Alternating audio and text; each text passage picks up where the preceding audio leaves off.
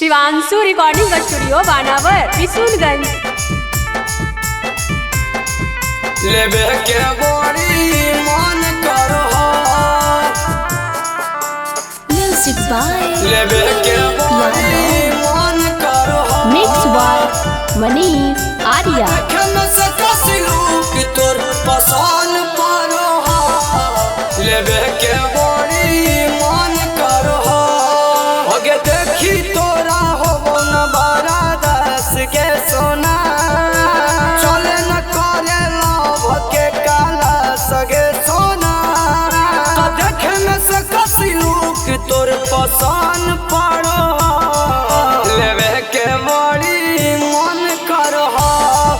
तो देखे में से कसिलू कि तोर पसंद पड़ो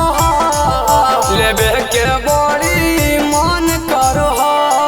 आगे देखी तोरा हो न बड़ा दस के सोना चले न करे लव के काला सगे सोना तो देखे में से कसिलू कि तोर पसंद पड़ो लेवे के बड़ी मन करो तो देखे में से कसिलू कि तोर पसंद पड़ो लेवे के बड़ी मन करो लेवे के बड़ी मन करो लेवे के बड़ी मन करो तो देखे में से कसिलू कि तोर पसंद पड़ो लेवे के बड़ी मन करो लागो मारल ही तार ठीक न लागो चारी तार हम के तो न पविता हम के तो न पविता आगे हाथ लगा के देखे दे अपन लहंगा के भीतर लहंगा के भीतर लहंगा के भीतर लागो मारल ही तार ठीक न लागो चारी तार हम के तो न पविता हम के तो न पविता आगे हाथ लगा के देखे दे अपन लहंगा के भीतर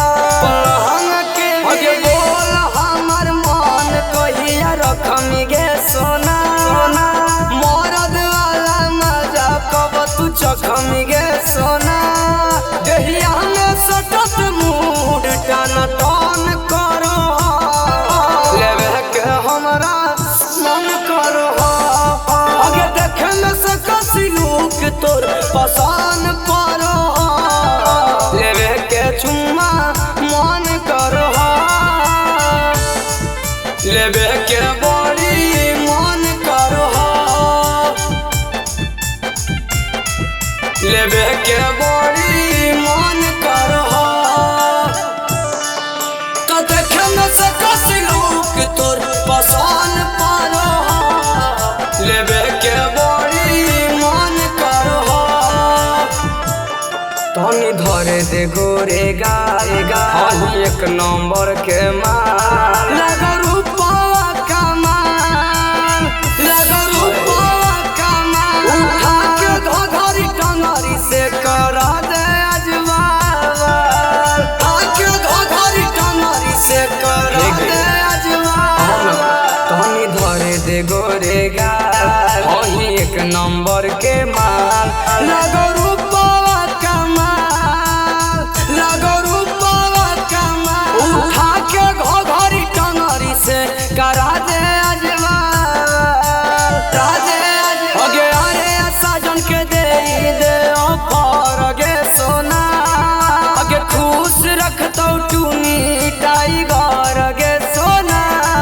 अगे रजनीश प्रेमी तोरे नामे अपन धन करो